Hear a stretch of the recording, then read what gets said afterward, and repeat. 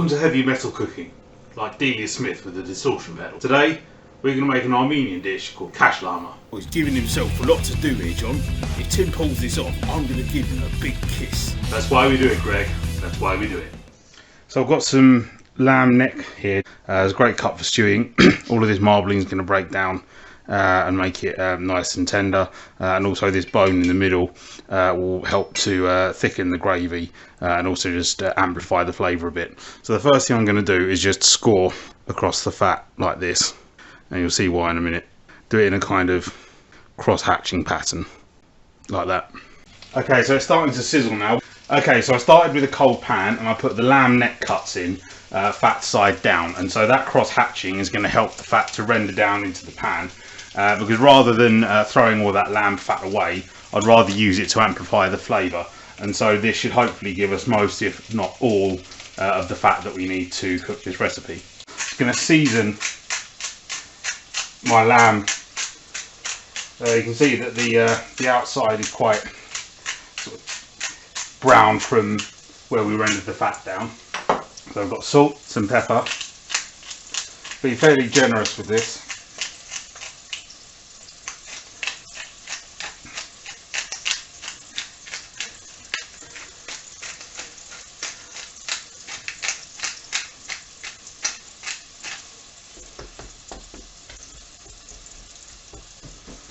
Pat it in and we'll repeat the process on the other side. Just trying to mop up all of that seasoning on the board.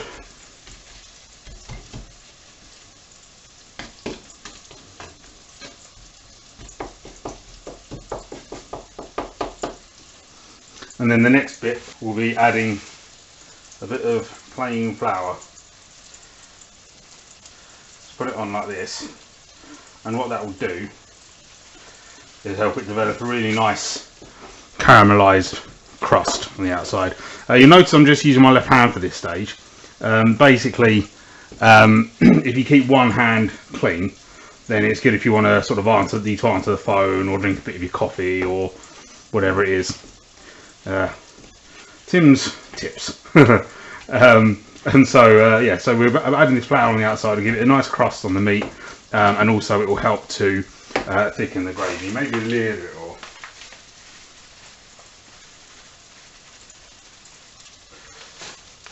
You don't want it absolutely caked in it, but you do want a nice sort of coverage.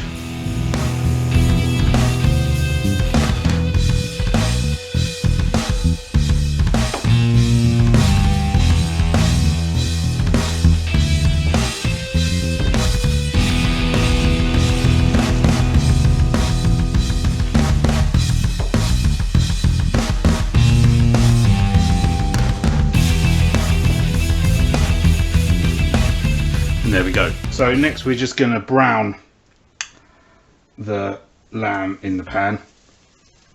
Should sizzle on contact. If it doesn't, just take it out. Also, don't crowd the pan. I'm actually going to do mine in batches, because if you crowd it, then the meat will just go grey and depressing, and no one likes that. So next I'm going to add some onions to the pan, just roughly diced.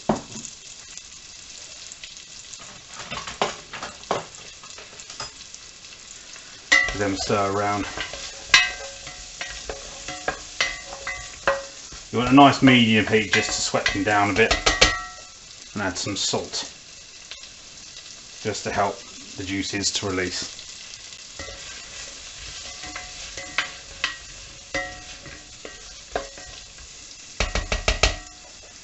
Well, the onions are sweating down nicely here, so for the next stage of the operation we're going to need some beer.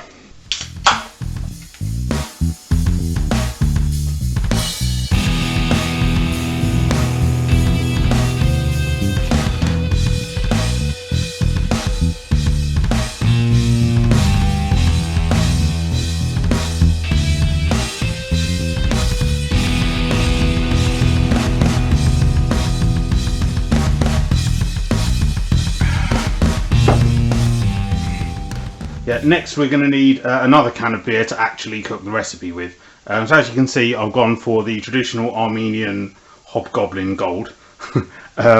Basically, I just thought, well, I want a good beer, not just some crappy Carlsberg or something. You can also use wine for this, but a lot of the recipes use beer, so I thought, why not? So next we're just going to add some garlic. Got about 5 decently sized cloves here.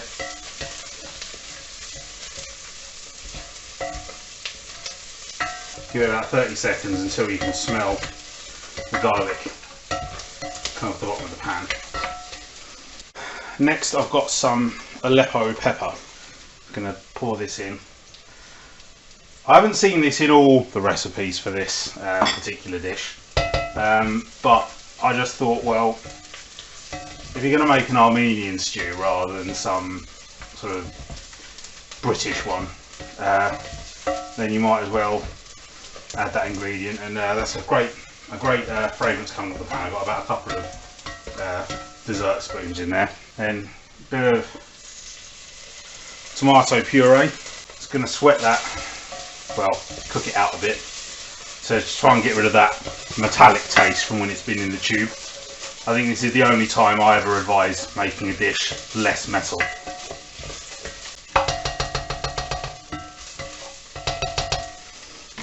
Next I'm going to add the other Hobgoblin can, and we want the whole lot of this, so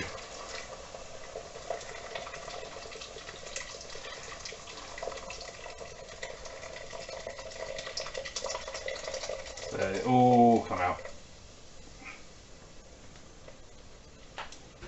and we want to bring that to the boil, which will happen more quickly if I put the lid on.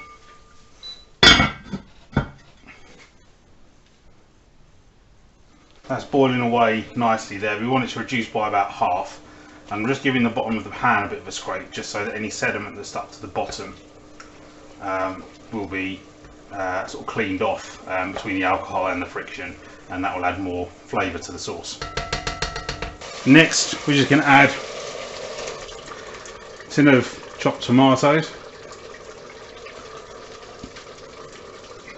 A lot of the recipes say to use fresh ones, but let's be honest, it's England in January. Give it a bit more seasoning.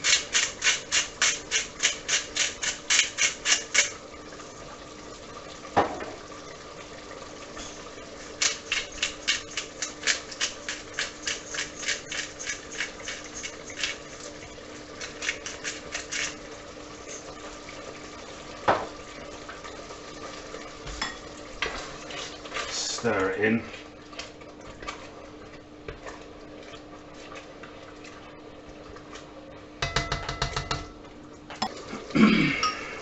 Next we add some lamb stock.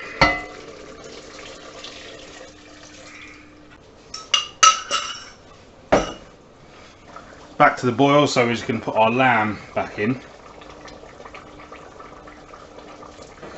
Turn the hob off for reasons which will become apparent.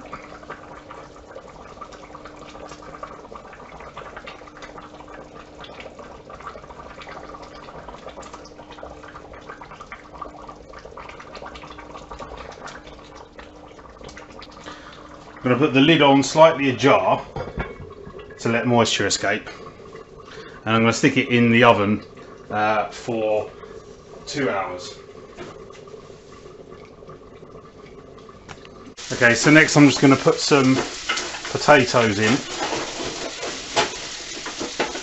These are going in whole because there's another hour and a half worth of cooking, and I don't want it to turn into a massive mush fest.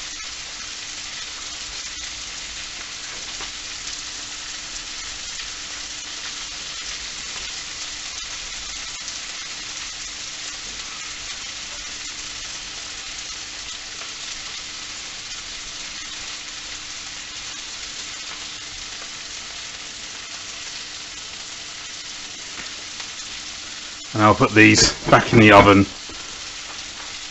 for another hour and a half. Okay, so we've got it out of the oven.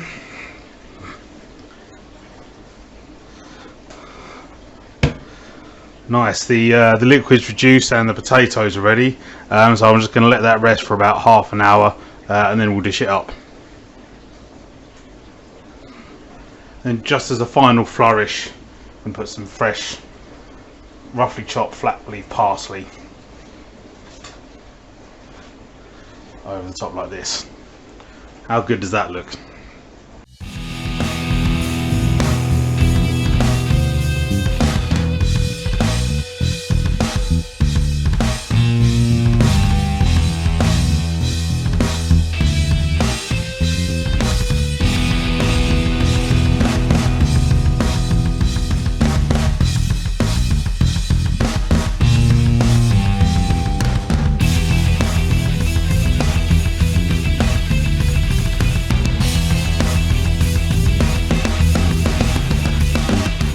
Well, that's all we've got time for today. Until next time, stay tuned and stay heavy.